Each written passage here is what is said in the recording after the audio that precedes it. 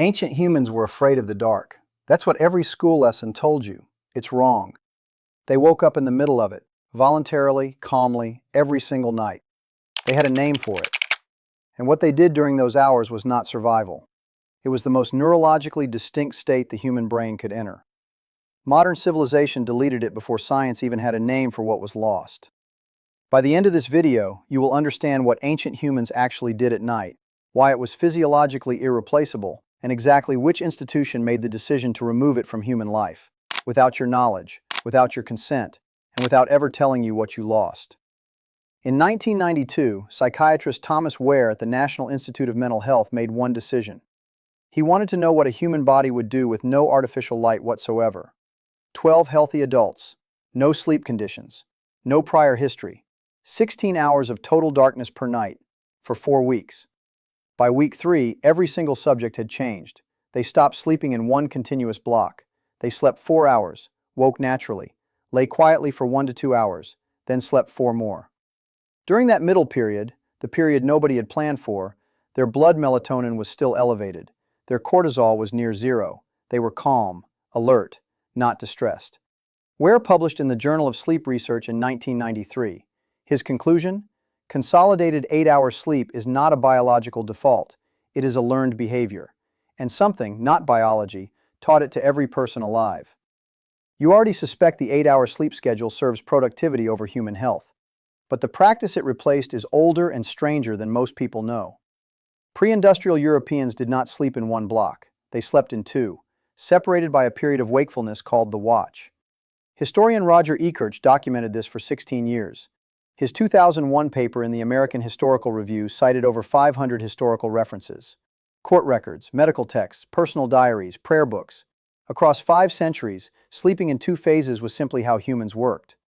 The watch lasted 1 to 2 hours. People used it deliberately, talking to their spouse, praying, checking on children, writing by candlelight. Medieval physicians formally recommended the watch for conception. It was not a disorder, it was the design. Gaslighting arrived on London streets in 1807. Electric light followed. Within 2 generations, the watch had vanished. The body did not change. The environment around it was changed. The mechanism is melatonin suppression. Here is the exact chain. Inside your hypothalamus is the suprachiasmatic nucleus, roughly 20,000 neurons.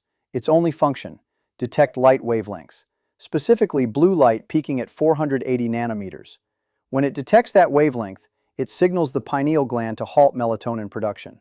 The halt occurs within 90 seconds of exposure. Thomas Edison's incandescent bulb emitted significant blue spectrum light. Standard American home lighting runs between 200 and 500 lux. Natural nighttime darkness, 0.001 lux. Your suprachiasmatic nucleus cannot distinguish a 60-watt bulb from the midday sun. It was not designed to. Here is what makes Wehr's 1993 study critical. When subjects experienced total darkness, not dimmed rooms, actual darkness, their bodies produced a distinct melatonin surge during the watch period, not during either sleep phase, only between them. Ancient humans during the watch were not merely awake. They existed in a neurologically distinct state, alert, calm, melatonin elevated, cortisol near zero. A chemically specific condition that modern clinical science has never assigned a name to, because it was deleted before it was formally studied. Modern lighting removes this state every night, from every person, in every home, every night. That was not a side effect. In 1914, Thomas Edison gave an interview to the New York Times. He said 8 hours of sleep was, direct quote, an absurdity. He called prolonged sleep a habit that held civilization back. His company, General Electric, was simultaneously running national campaigns to electrify American homes.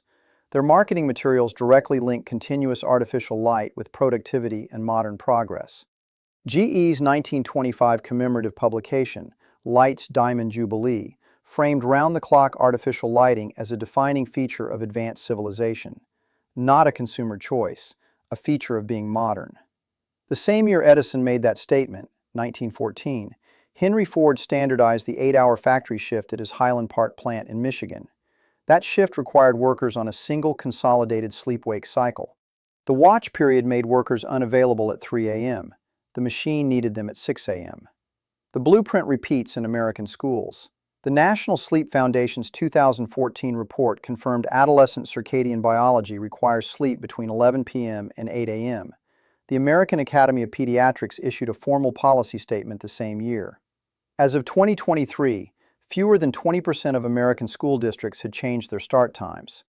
Decisions that consistently override documented biology are not administrative errors. They are value statements.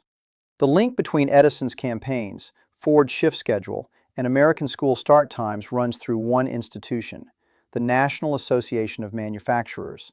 Founded in 1895, the NAM published industrial efficiency reports for decades.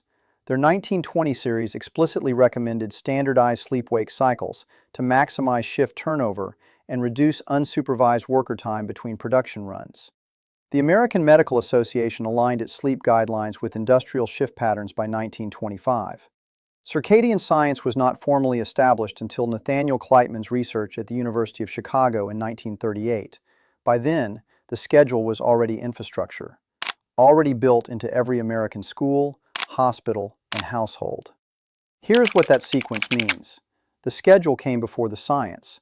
When the science arrived, it was fitted to the schedule, not the reverse. The watch period was not studied. It was deleted first, then forgotten, then pathologized. What ancient humans did every single night was reclassified as a disorder inside a medical system built on the same industrial calendar that erased it. You don't have insomnia. You have a body that keeps trying to return to a state your infrastructure was deliberately built to prevent. That 3 a.m. clarity, the calm, wide-awake middle of the night, is not a malfunction. It is a memory, a biological document of what you were before the schedule was built around you. A nervous system trying to access a state that has no name, because the people who deleted it never needed to name what they were deleting.